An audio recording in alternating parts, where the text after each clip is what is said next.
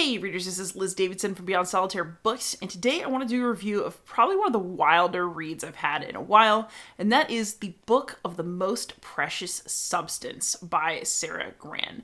So I really enjoyed this one. It was weird, and I just want to talk about it. And I hope there are other people out there who've read it or will watch this and then read it and then talk to me about it, because this one was a ride. So The Book of the Most Precious Substance is essentially about a couple of rare book dealers who get sucked into the search for a book about black magic that is a sex grimoire. So if that's not for you, run. The rest of this review is probably not your thing.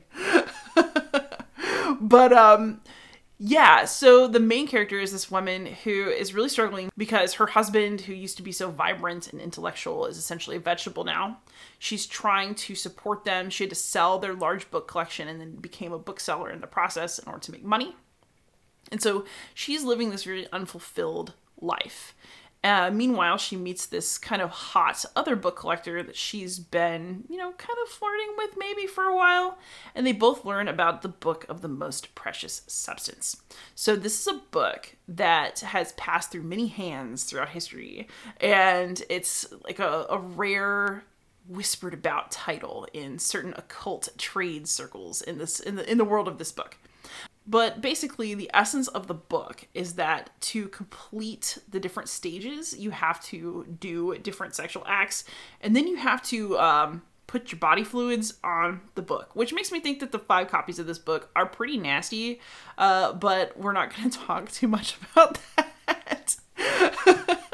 So basically, the first substance is like the sweat of desire. So, you can touch your partner's sweat and you each put your finger to the symbol in the book and like something happens. And so she gets sucked into the search for this book and into her sexual attraction for the person that she's searching for it with.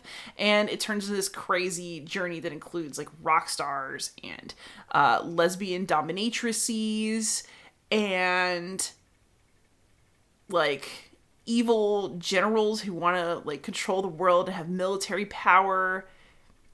And of course there's sex and there's murder and there's all kinds of wildness throughout the plot. It's pretty fun. It's a good ride. But I think what interested me the most about this one was how hypnotic reading it was. Very few books can pull me in the way that this one did. And I was just along for the ride. The way that Sara Gran writes is weirdly seductive while reading a book about seduction. And I was just super hooked. It was like once I started reading it, I could not put it down.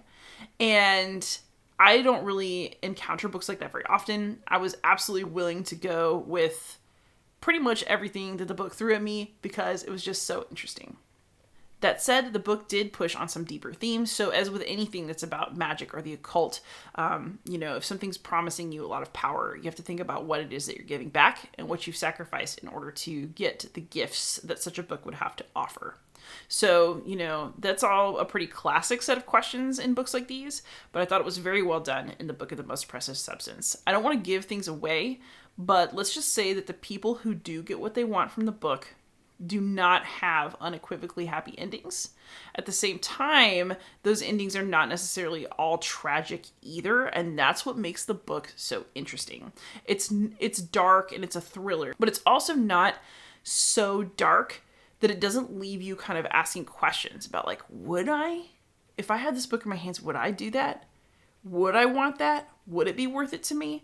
And it actually is still kind of a live question by the end of the book as opposed to a morality tale. And see, that is what I think really got me about it, because it made me think like,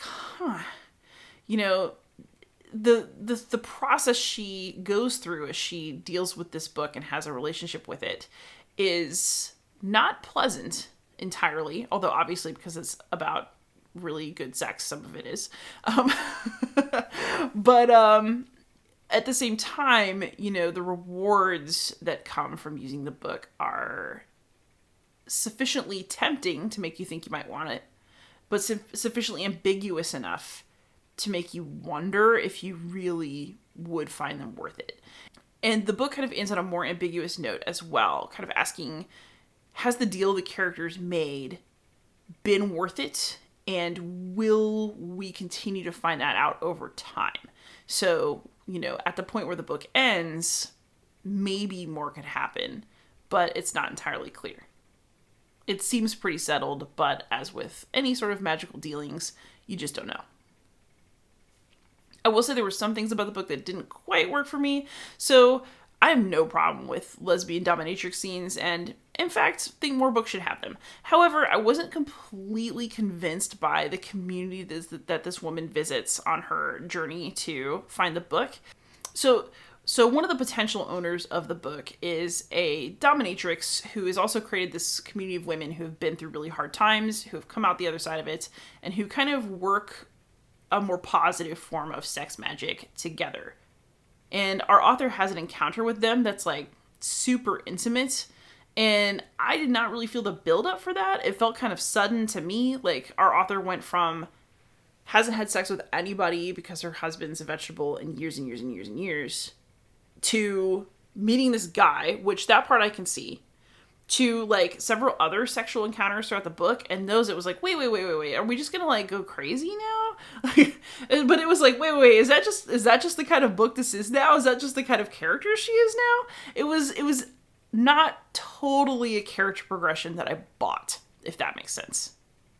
That said, I mean, it was fun. It was hot. So, I mean, we'll just go with it. But there were a couple things throughout the book that I had to just go with in order for it to work. However, for the most part, I was just really fascinated by what this narrative had to offer and sort of this clandestine world of occult book collecting and all of that it evoked. Probably what this book reminds me of the most would be The Ninth Gate, the movie. The Johnny Depp one where he's looking for the book that might have been like illustrated by Satan himself. It's got that same kind of sexy book collecting, globe-trotting, mysterious incidents happening around a book vibe, but I liked that it had a female main character. I liked that she was more intentional about her search and she knew more about what she wanted. And I liked that there was more actual like moral grappling than there was in the Ninth Gate movie. So I would say that the Book of the Most Precious Substance is a sexier, but also more thoughtful version of The Ninth Gate. So if you really liked that movie and its vibe, you will absolutely love this book and you should pick it up immediately. Or if you just, like weird books about sex grimoires, I read it, I liked it, and I highly recommend it. Thanks so much for watching and happy reading, everybody.